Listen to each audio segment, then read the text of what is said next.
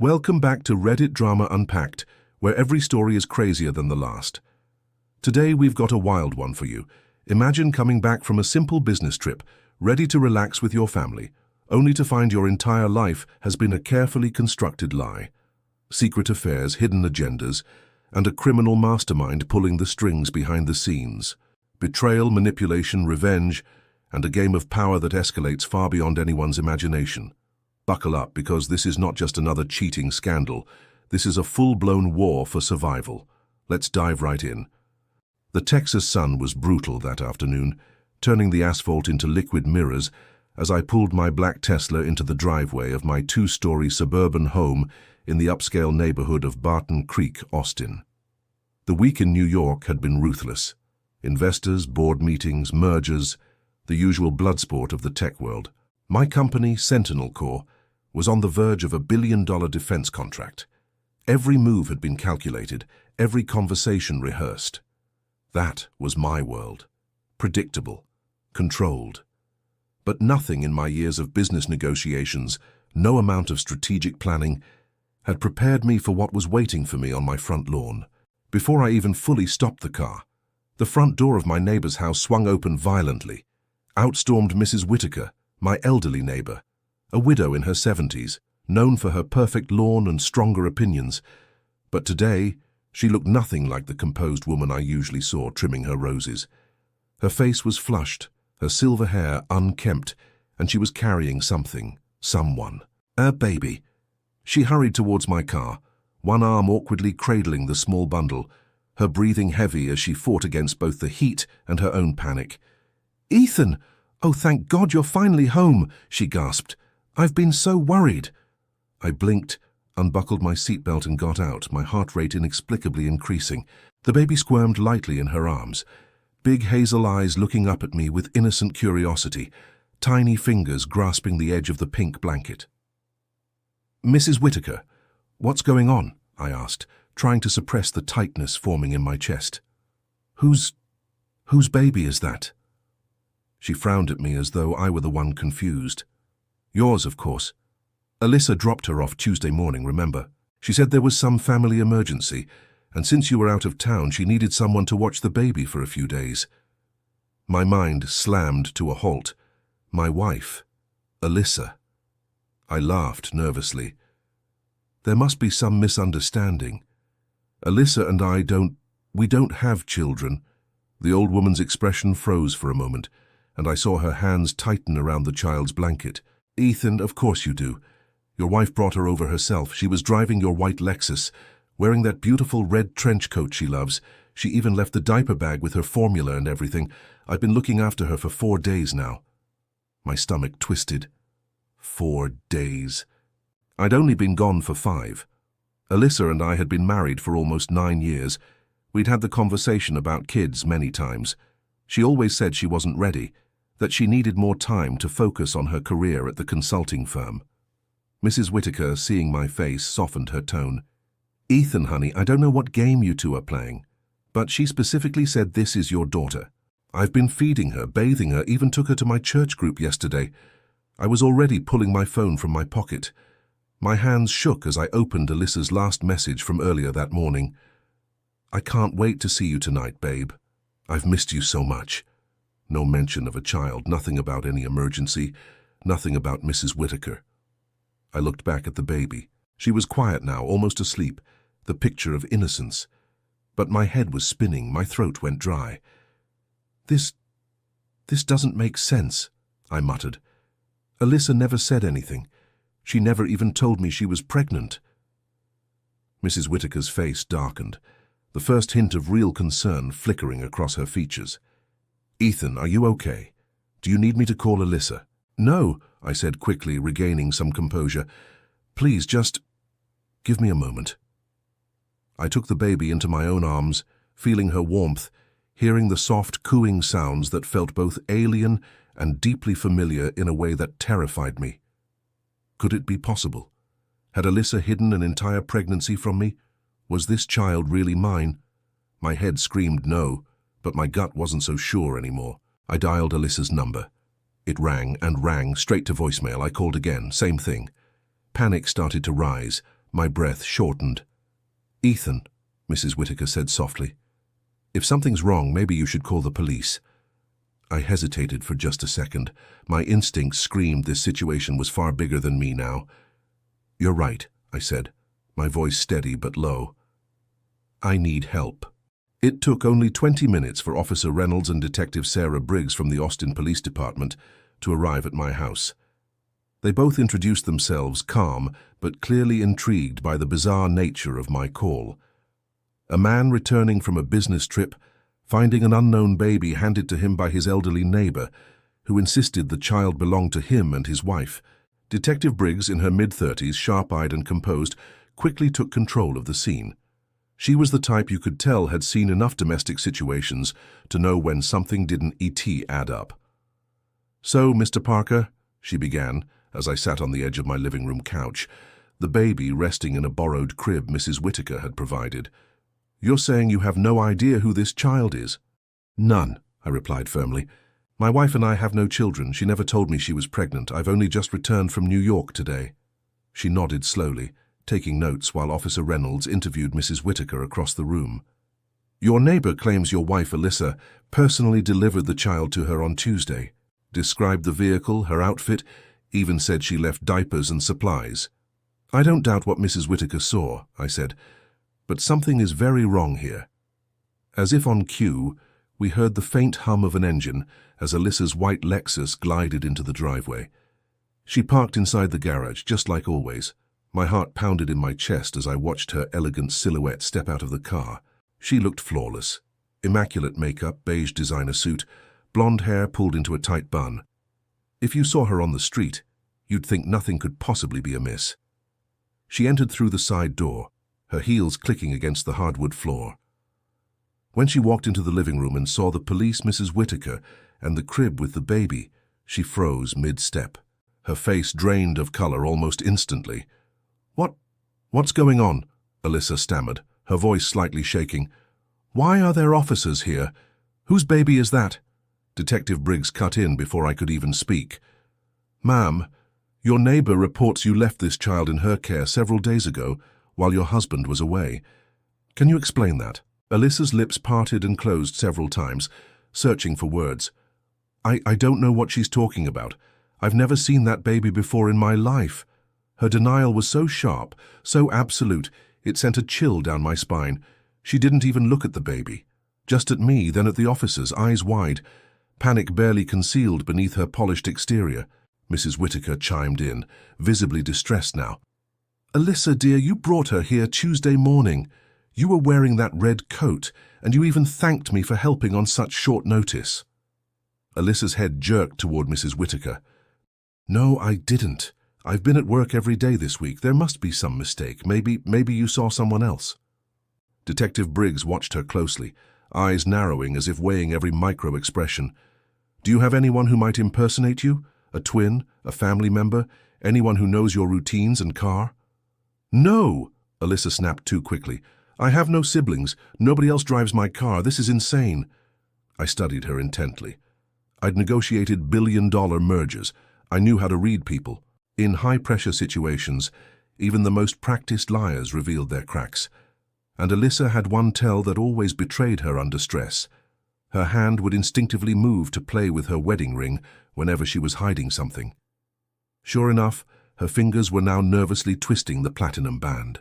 "Ma'am," Briggs continued, "can anyone from your office verify you were at work these past few days?" "Of course," Alyssa insisted. "Call my assistant, Lindsay. She'll tell you I was at my desk every single day." But I wasn't so sure anymore.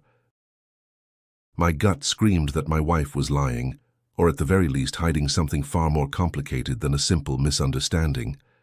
Detective Briggs pulled out her tablet. "We'll verify that shortly. For now, I'll be honest with you both. This situation is highly unusual. We've run the baby's information through missing child databases. No matches. For the time being, Child Protective Services will take custody while we investigate." Alyssa looked like she might faint. "Take custody? But she's just a baby," she cried. "Yes, ma'am," Briggs said calmly. "And that's precisely why we're taking every precaution." As the CPS worker gently lifted the baby from the crib and exited with the officers, An eerie silence settled over the house.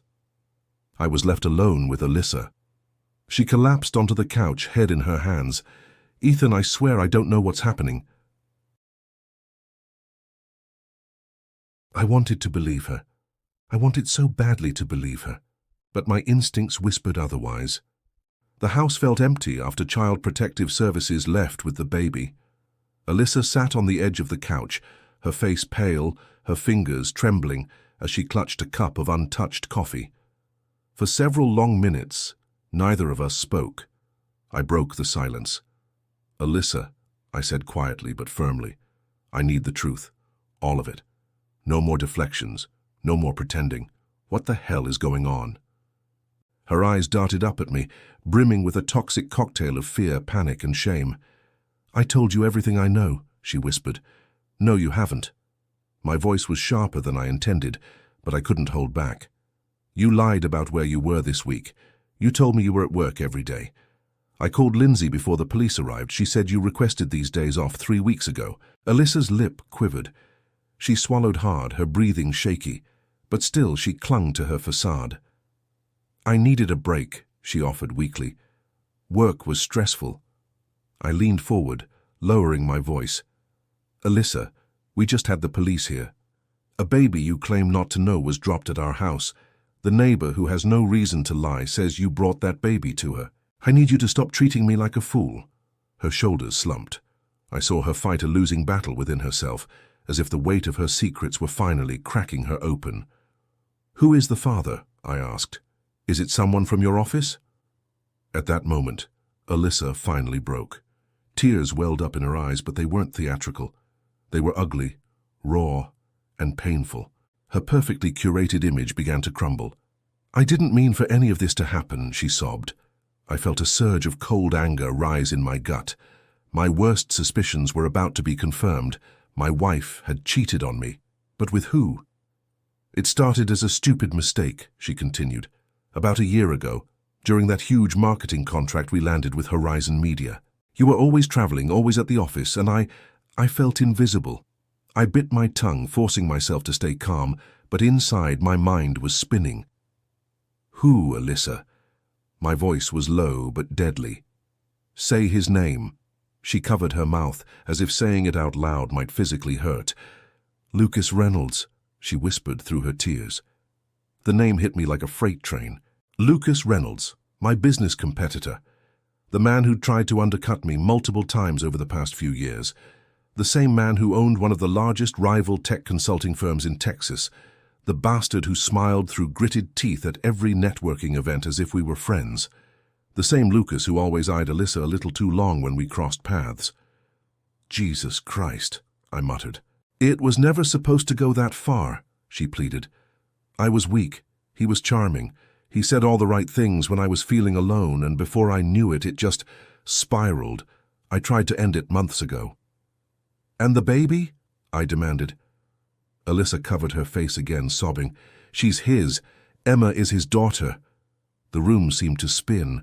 Every fiber in my being was screaming. I felt like the air had been sucked from my lungs. The baby, the innocent baby I had held earlier, was a product of my wife's betrayal, conceived while I was out building our future. "You were going to introduce her as mine, weren't you?" I accused. Alyssa looked at me with wide, panicked eyes. "Lucas pressured me to leave you, but I couldn't. The prenup, if you found out about the affair, I'd lose everything. So I thought maybe if you saw her, if you fell in love with her, we could find a way. You always wanted a child, Ethan." I nearly laughed out of pure disbelief. "So your plan was to emotionally manipulate me into raising another man's child?" "It wasn't like that," she screamed. "I panicked. Lucas threatened to tell you himself. Dropping Emma off with Mrs. Whitaker was supposed to buy me time to figure everything out before you returned." "Buy you time?" I echoed, stunned. "You were playing Russian roulette with our lives." Her hands trembled uncontrollably. "I made mistakes, Ethan, but please don't let this destroy us." I stood and paced the room, my mind racing with possibilities. This wasn't just infidelity. This was war. And Lucas Reynolds, that smug bastard, had declared it. At that very moment, my phone buzzed. An unknown number flashed across the screen. Curious and frankly too emotionally raw to care, I answered. "Mr. Parker," a familiar smooth voice said on the other end. "I imagine you've just had quite the evening." I froze. "Lucas," I hissed. "Let's not pretend, Ethan. You know exactly who this is." His voice was calm, cocky, oozing with satisfaction. "I warned Alyssa. She never was very good at planning ahead." I clenched my jaw, struggling to contain the storm building inside me. "What do you want?" I demanded. Lucas chuckled softly. "Relax, Ethan. I don't want anything yet. But it seems we've both been dealt unfortunate hands. You've discovered my little affair, and I've discovered just how vulnerable your perfect little empire actually is." My fists balled. "You son of a bitch." Now, he said mockingly. "Let's be civil. After all, you and I share something precious now. Emma." Rage surged through me like wildfire. "You will never see that child," I snapped. "You will stay the hell away from my wife and my family." Lucas laughed again, darkly amused. "Oh, Ethan, you still think you're in control." The call ended. I stood there, phone in hand, heart pounding. Lucas wasn't finished. This wasn't just an affair, it was an attack. And if he thought I was going to roll over, he was gravely mistaken. The gloves were off. Now it was war. I barely slept that night. My mind spun in relentless circles, replaying Lucas's words over and over. "You still think you're in control." He was wrong.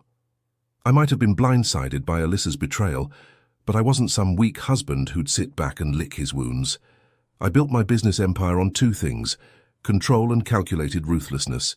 Lucas Reynolds thought he could destabilize me emotionally to gain leverage in business, but he was about to learn how far I was willing to go to defend everything I built. By dawn, I was already in my home office, making phone calls. First to my lawyer, Samuel Brighton, the best in the state. "We're going to war, Sam," I said bluntly. "I want you to prepare divorce papers immediately. Adultery, fraud, concealment. Full grounds for asset forfeiture under the prenup." "You have proof?" Sam asked, calm and professional as always. "Recorded confession from Alyssa last night. She admitted the affair and that the child is Reynolds." Sam let out a low whistle. "That's more than enough. I'll have the papers ready by tomorrow." "Good, but that's not all. We're taking Reynolds down too. Legally or other ways?" "Both," I answered coldly. Within 48 hours, my team had started to move. Marcus Webb, my trusted private investigator, handed me a thick dossier on Lucas Reynolds. "Turns out Mr. Reynolds has a few skeletons in his closet," Marcus said, dropping the file onto my desk. I flipped through pages of incriminating material, multiple instances of financial misconduct, bribery accusations swept under the rug, insider trading rumors tied to his startup acquisitions, 3 pending sexual harassment complaints from female employees, all quietly settled. "Jesus," I muttered. "He's dirtier than I thought." "He's been skating on thin ice for years," Marcus continued. "But you know how this works. He's always had enough money and influence to make his problems disappear." "Not this time," I said grimly. "Not when someone like me decides to push back." Later that day, I had my first real meeting with Alyssa since her confession. She arrived at my office, pale, exhausted, and emotionally wrecked. The moment she sat down, she looked at me like a condemned prisoner waiting for sentencing. "I filed for divorce this morning," I said without preamble. She flinched, but didn't argue. She knew it was coming. "You'll be receiving legal papers by tomorrow. Based on your admission of adultery, you'll forfeit any claim to joint assets. The prenup is ironclad." A tear slipped down her cheek. "Ethan, please," I raised my hand. "Save it. You made your choice, but I'm going to give you one chance to make this easier on yourself." Her eyes widened slightly. Hope flickered in them. "Cooperate fully with my legal team. Sign whatever paperwork they give you. Provide every document they request. In return, I'll ensure you receive a modest settlement, enough for you and Emma to survive without sinking into total poverty." Her lip trembled. "And if I don't?" "Then I will unleash every resource I have to ensure you walk away with nothing." My voice was ice cold. "Lucas might have seduced you, but you were never forced. You knew what you were doing." Her shoulders sagged in defeat. She nodded weakly. "I'll cooperate." And one more thing, I added, leaning forward. You will never allow Lucas Reynolds near that child again. If you do, you'll lose custody. Her face paled even more. You can't. I can, and I will. But while Alyssa was a contained problem now, Lucas Reynolds was still very much active. That night, I received a message from Marcus. Lucas is planning a media stunt, Marcus warned over the phone. He's feeding journalists rumors about you, financial misconduct, tax evasion, unethical business tactics. I clenched my jaw. How much does he actually have? Nothing solid, just speculative garbage, but enough for sensational headlines. Of course, Lucas knew even a hint of scandal could rattle shareholders and disrupt business deals. He didn't need the truth. He only needed doubt. This bastard wants to drag me into the mud, I growled. He's trying to force you into settlement talks before the divorce gets finalized, Marcus explained. If he taints your public image, it strengthens Alyssa's negotiating position. I slammed my fist against my desk. Not going to happen. The next morning, I held an emergency board meeting with my executive team and PR council. If Lucas wanted a public fight, I'd give him one, but on my terms. We're releasing a preemptive statement, I announced. Total transparency.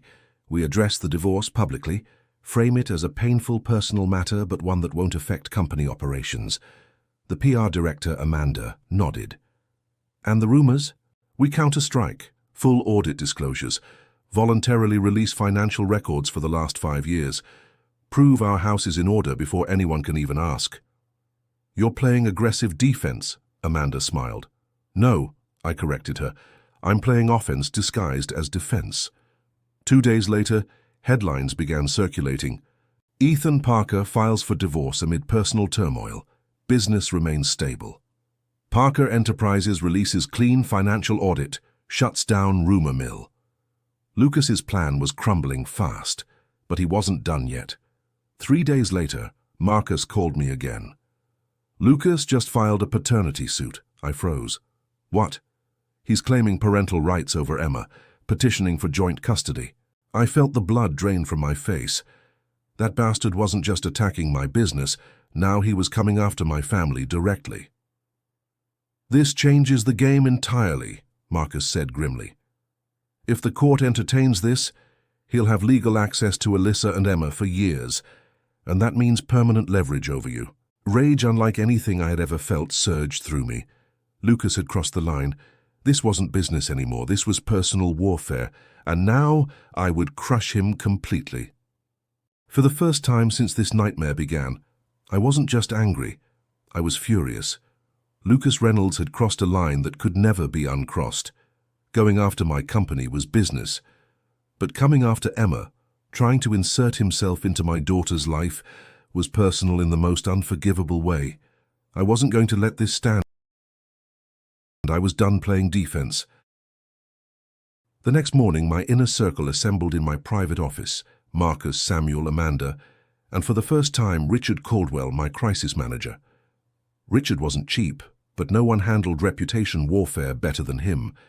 Richard placed a thick file on the table.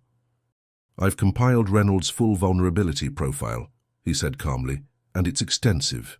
I leaned forward. Give me the highlights. Lucas's business ventures are leveraged to the edge of collapse.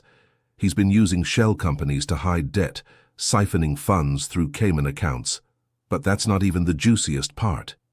He flipped a page. There are multiple non-disclosure settlements involving women employed at his firm. At least 2 involve minors who were interns at the time. Amanda gasped. That's your nuclear option, Richard said. If we go public with this, Reynolds won't be negotiating custody. He'll be negotiating a plea deal. Do we have documentation? I asked. Signed settlements, bank wires, and we even have sworn affidavits from 2 of the victims willing to come forward if needed. A part of me wanted to release everything immediately, destroy him. But I forced myself to think like the strategist I was. Timing was everything. Samuel, I said, legally, what happens if we drop this now?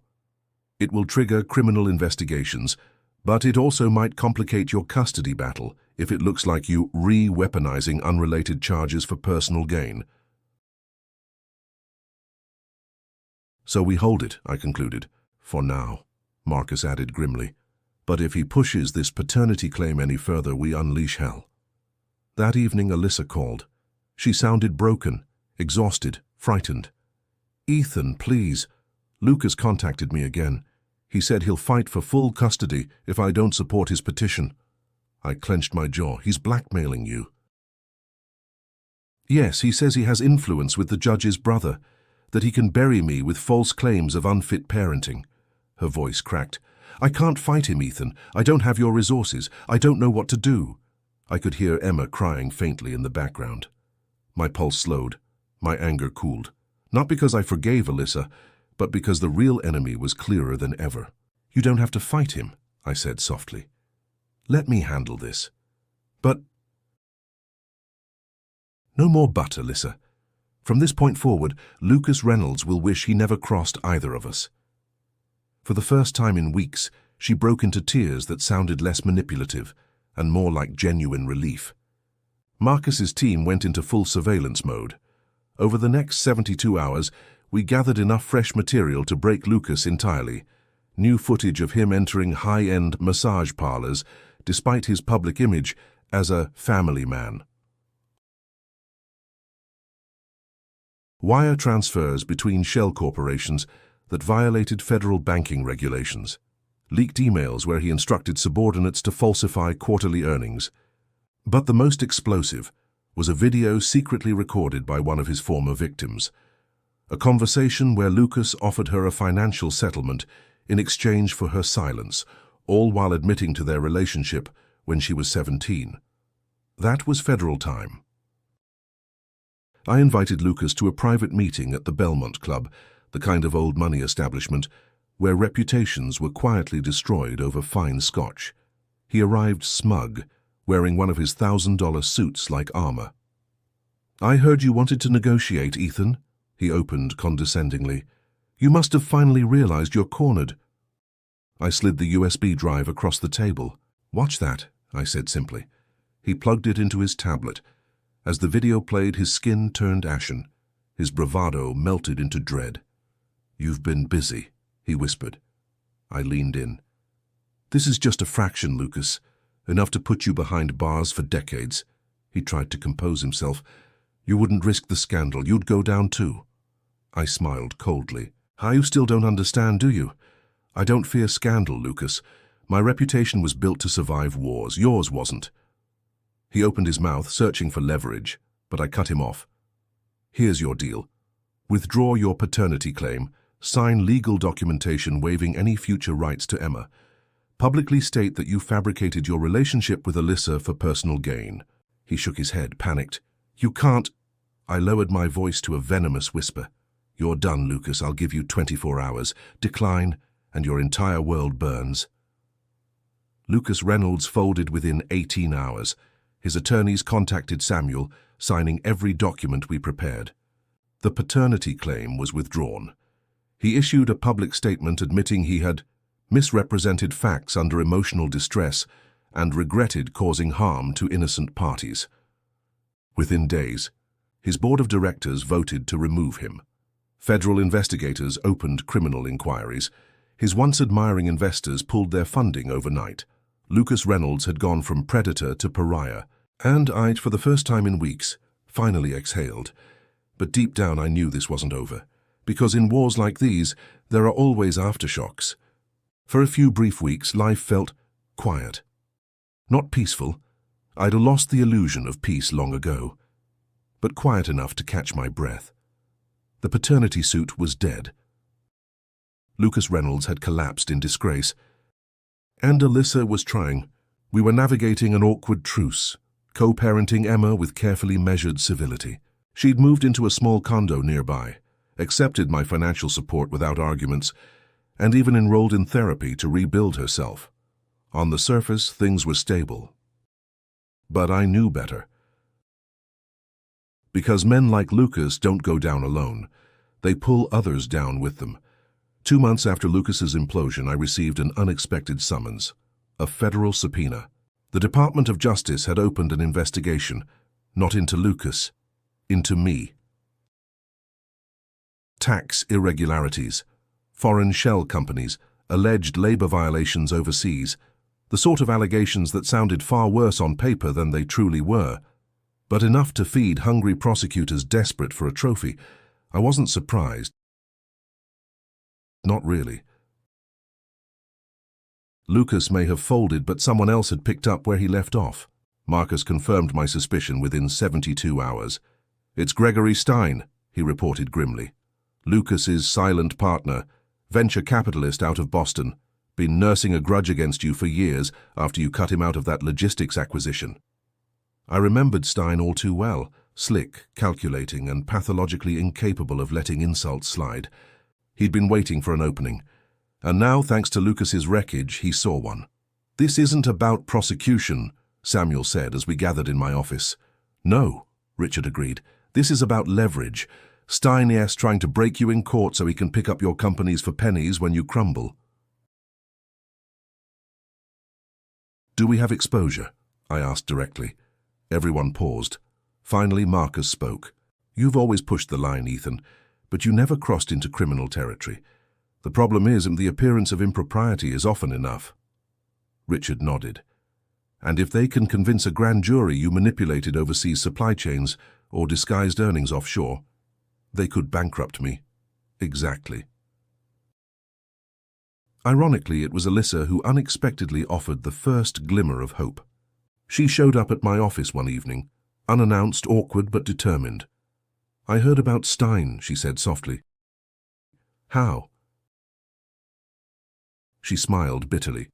"You forget, Ethan. I used to attend those charity galas. The venture capital community loves to gossip." I studied her carefully.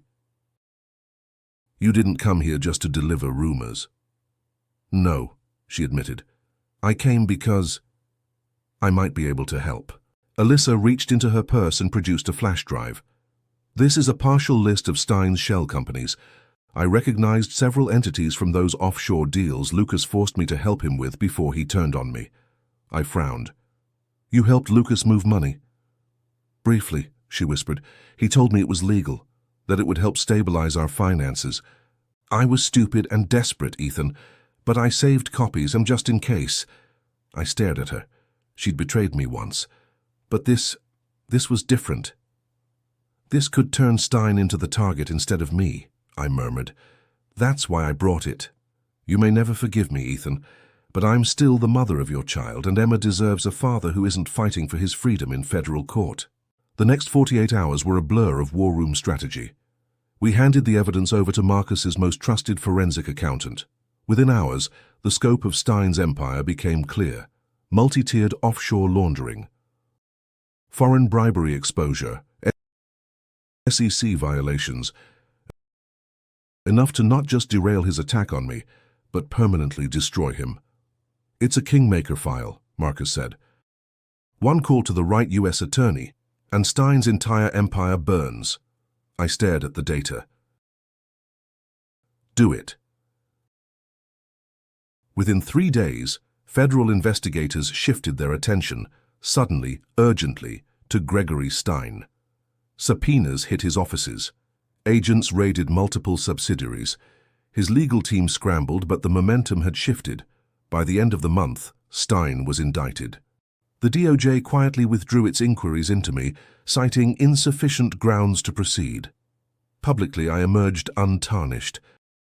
Privately, I felt something far more complicated: exhaustion. Because behind every victory in my world was collateral damage. This time, it was Stein's employees, shareholders, innocent partners who'd trusted him, and Alyssa. Despite saving me, she remained isolated, publicly shunned, privately haunted.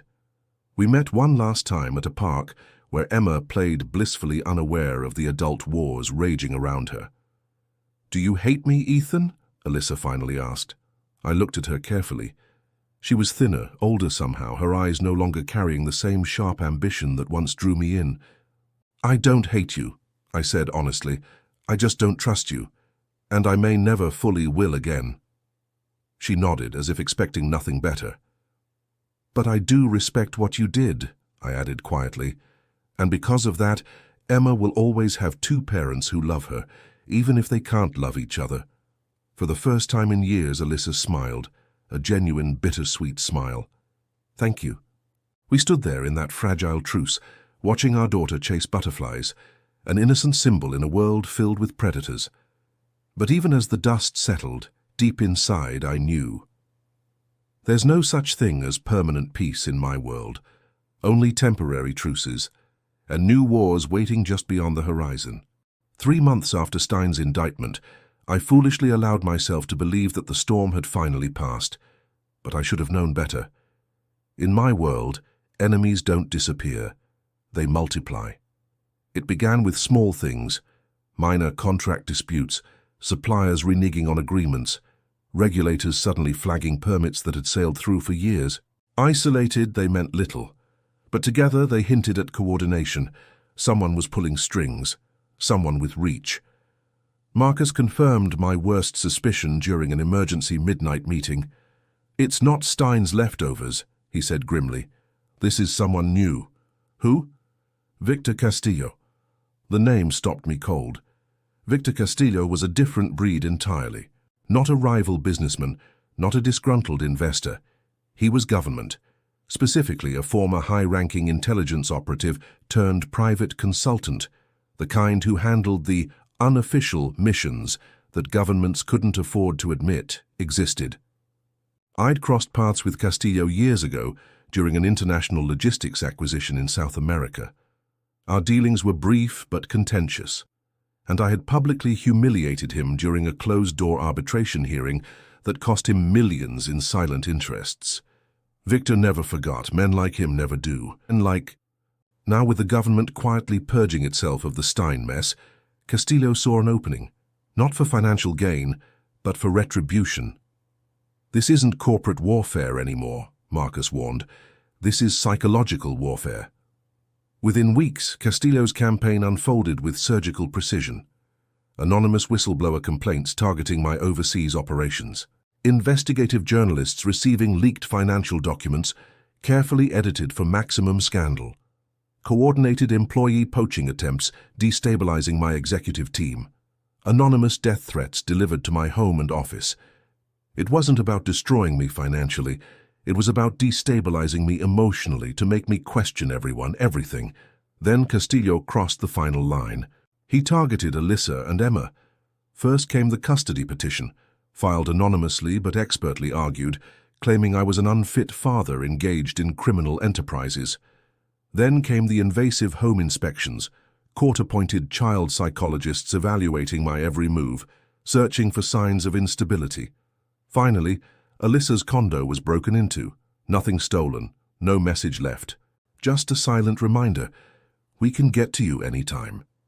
Alyssa was hysterical, Emma was terrified, and for the first time in my adult life, I felt powerless. "You're losing control, Ethan," Marcus said bluntly one night. He was right. I'd built my empire by controlling every variable. Now the variables were controlling me. "Then it's time to change the game," I said quietly. We went offensive. Marcus traced Castillo's funding sources, a tangled web of shell companies, foreign accounts, and private security contracts funneled through obscure intermediaries. Most were untouchable, but one wasn't. A minor subcontractor linked to a Department of Defense technology vendor. We found irregularities, overbilling, bribery, and, more importantly, proof that Castillo had fabricated classified credentials after leaving government service. Within 72 hours, we presented the evidence directly to the Department of Defense Inspector General. Castillo's most sacred shield, his government cover, was shattered. When federal agents raided his private offices, they uncovered years of unauthorized operations, illegal data mining, and private dossiers on dozens of corporate executives, not just me. Castillo was arrested under federal espionage charges. The headlines exploded across every news network. The day after Castillo's arrest, Alyssa came to see me. She looked relieved, but fragile. "Is it over?" she whispered. "For now." I couldn't bring myself to promise more. We sat in silence for several minutes before she finally spoke again. "Ethan, I want to move. Far away. Start fresh. For Emma. I studied her carefully. Do you trust me to help you? I asked. After everything, after all the betrayals, manipulations, and damage, Alyssa simply nodded. Yes. 1 month later, I stood at the private airport watching Alyssa and Emma board a small jet to the Pacific Northwest. Alyssa had accepted my offer to quietly finance a new life for them, a small town, a new identity, complete privacy, for Emma's sake. As the plane lifted off, I felt an unexpected emotion wash over me.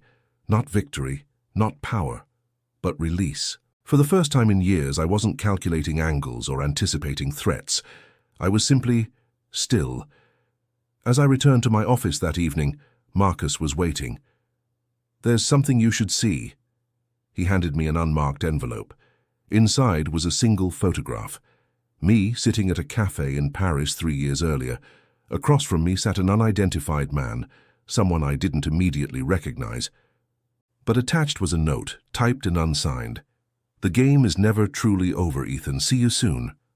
I stared at the photo, feeling the old adrenaline awaken. Enemies come, enemies go. But some games never end. The photo haunted me for days. Who took it? Who sent it? And most importantly, who was now watching me? It wasn't Castillo. He was rotting in a federal holding cell, awaiting trial. No, this was someone else, someone with access to my private meetings, someone who had followed me across international borders years ago. A far more dangerous player had entered the game. Marcus called me 2 days later, his voice tense. I found something, Ethan. You're not going to like it. Try me. The man in the photo sitting across from you in Paris. His name is Nikolai Reznikov. The name chilled my blood instantly. Reznikov, Russian intelligence, ex-Spetsnaz. Disavowed by Moscow years ago after going rogue. A private operator now. Extremely expensive. Extremely lethal. But what was he doing in Paris with me? Marcus continued. You met with him during the Bernard acquisition. You thought he was an international consultant. My stomach tightened. He was working for Bernard. Indirectly. Reznikov was feeding information to Bernard's private Black Ops division. It all started to make sense. Reznikov hadn't just appeared now. He'd been studying me for years, collecting data, waiting for his opening. Castillo's fall had created a vacuum. Reznikov was stepping in. Unlike Castillo, who thrived on psychological warfare and legal loopholes, Reznikov was pure shadow. Kidnappings, disappearances, silent executions. His calling card was fear, the kind that makes you check every room twice before entering. Marcus didn't mince words. This isn't about business anymore, Ethan. This is survival. It didn't take long for Reznikov to make his move. First came the cyber attacks. My offshore accounts were hacked. Several shell corporations were exposed. Anonymous leaks spread across multiple financial news outlets. Then came the assassinations of 2 minor business associates linked to my overseas interests, made to look like accidents. But the message was clear. Reznikov was eroding my network piece by piece. He didn't want my money. He wanted to dismantle my power structure, to make me isolated, vulnerable, and ultimately expendable. The final straw came when Emma's private school received an anonymous bomb threat. The entire campus was evacuated. SWAT teams combed the area. No bomb was found. The only thing left behind was a simple envelope in Emma's locker. Inside was a photo of Alyssa holding Emma S. hand, taken just days prior at a park near their new home. On the back was a handwritten message. You can't protect them forever. Alyssa called me, sobbing uncontrollably. She was terrified and furious. Ethan, I thought you said we were safe. We are, I lied. In truth, I wasn't sure of anything anymore. Reznikov had found them. I had one move left. I called in a favor from the only man I trusted for situations like this, Gabriel Moreau. Her former French intelligence operative turned private asset recovery expert. Moreau owed me his life. I had saved his sister from a cartel years earlier. Now it was time to collect. When I briefed him, Moreau's face grew grim. You're not dealing with a businessman, Ethan. You're dealing with a phantom. Can you handle him? Alone? No, but I know men who can. Within 48 hours, Moreau assembled a team of ex-Special Forces operatives from multiple countries, men who had no official ties but lethal skill sets. Their mission was simple: neutralize Reznikov. Permanently. We lured Reznikov out using bait only someone like him couldn't resist. Insider files detailing my offshore investments, real files, but carefully doctored to include false vulnerabilities. The bait was planted through an encrypted broker Reznikov frequently used. He took it. 3 days later, Reznikov arrived in Geneva to collect the data. What he didn't know was that the entire exchange location was wired, cameras, drones, and Moreau's team positioned across rooftops and underground parking. I watched remotely from a secure location as Reznikov entered the trap. The moment Reznikov exited the exchange, Moreau's team struck. It was surgical, fast, brutal, and efficient. Reznikov's guards went down in seconds. But Reznikov himself, as expected, didn't go quietly. He managed to take out one of Moreau's men before being subdued. As Moreau approached him, Reznikov looked directly into the camera. At me.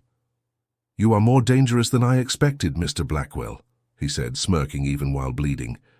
I spoke through the secure mic. "Consider this your retirement, Mr. Reznikov." His smirk widened. "This is not over. Men like us, we leave shadows behind." The feed cut as Moreau administered the sedative that would put Reznikov into permanent federal custody. 2 weeks later, Reznikov was officially transferred to a black site detention facility operated by an international counterintelligence alliance. His existence was erased from every official record. Alyssa and Emma resumed their lives in safety, their identities secured under new federal protection. My empire, though bruised, stood tall, but the cost was undeniable. I had made enemies in every corner of the globe. And as Reznikov said, men like us leave shadows behind. 3 months of silence. 3 months without a trace of Reznikov or any of his associates. Alyssa and Emma settled into a peaceful routine. The guards I discreetly stationed near their home never reported any suspicious activity. Business stabilized, investments recovered, and publicly Ethan Blackwell was stronger than ever. But deep down, I knew better. I knew Reznikov's words weren't empty. Men like us leave shadows behind. And shadows have a way of creeping back when you least expect them. It happened on a crisp October morning. I was in my office overlooking the skyline, reviewing a series of investment portfolios, when a small black envelope was slid under my door. No name, no markings, just an envelope. Inside, a single photograph. It was taken at a park, Alyssa pushing Emma on a swing. Innocent, happy. On the back, a handwritten message. "You survived the storm, Ethan. But the flood is coming." No signature, no fingerprints. But I knew who it was from. Reznikov's network hadn't been dismantled completely. It had merely gone underground. I stared out the window, calculating. This wasn't a threat, not yet. It was a reminder. A reminder that peace is temporary, that the game is never truly over. I picked up my phone and dialed Marcus. "We need to talk." Minutes later, Marcus entered, holding a tablet. "I assume you've seen the message." I nodded. "What's the damage assessment?" "Reznikov's network has splintered. Some went dark, some rebranded, some got absorbed into bigger syndicates. And the loyalists? Still out there, waiting." Marcus paused, then added, "They believe Reznikov will return." I leaned back, fingers steepled. "He's gone. Black site permanent detention. Nobody gets out of there." Marcus didn't look convinced. "Ethan, men like Reznikov, they always have contingencies." He wasn't wrong. Reznikov didn't build his reputation on muscle alone. He was a planner, a chess master who thought 10 moves ahead. I couldn't afford to play defense anymore. It was time to end this, permanently. "What's our move?" Marcus asked. I smiled, a cold, hard smile. "We go hunting." For weeks, Marcus and I operated in the shadows, tracing the remnants of Reznikov's network. Anonymous offshore accounts, shell corporations, proxy operatives. One by one, we dismantled the infrastructure. Silent, surgical, efficient. We didn't make headlines, we made corpses. Each move brought us closer to the core. And then we found it. A hidden facility in Montenegro, funded through layers of obfuscation. Officially, it was a private security training center. Unofficially, it was Reznikov's insurance policy, a clandestine academy grooming the next generation of operatives, a private army, a legacy. Marcus looked at me across the table at the safe house where we planned the strike. "You sure about this?" I nodded. "Reznikov isn't the threat anymore. His ideas are. This place keeps them alive." We moved under the cover of darkness. No law enforcement, no military, just us, and a handful of loyal men who knew what was at stake. We breached the facility at 0300 hours. Silencers whispered death in the corridors. It was over in less than an hour. No mercy, no survivors. When it was done, I stood in the main hall staring at the burning files and smoldering debris, Reznikov's legacy erased. As dawn broke over the mountains, Marcus and I sat in the transport, bloodied but alive. "You think he knows?" Marcus asked. I shook my head. "Doesn't matter. Even if he finds out, he has no more pieces to play." A long silence settled between us. Then Marcus said almost reluctantly, "What if he's still planning something bigger?" I thought about that. Maybe he was. Maybe this was just another pawn sacrificed in a longer game, but I didn't care. I had dismantled his army, erased his blueprint, destroyed his future. If Reznikov wanted to play another game, he'd have to start from nothing, and men like him, they don't survive without their networks. As for me, I was done playing games. I had everything I needed, Alyssa, Emma, and a future where I was more than just a king in a crumbling empire. I turned to Marcus and smiled, a real smile this time. Let him come. And for the first time in a long time, I meant it.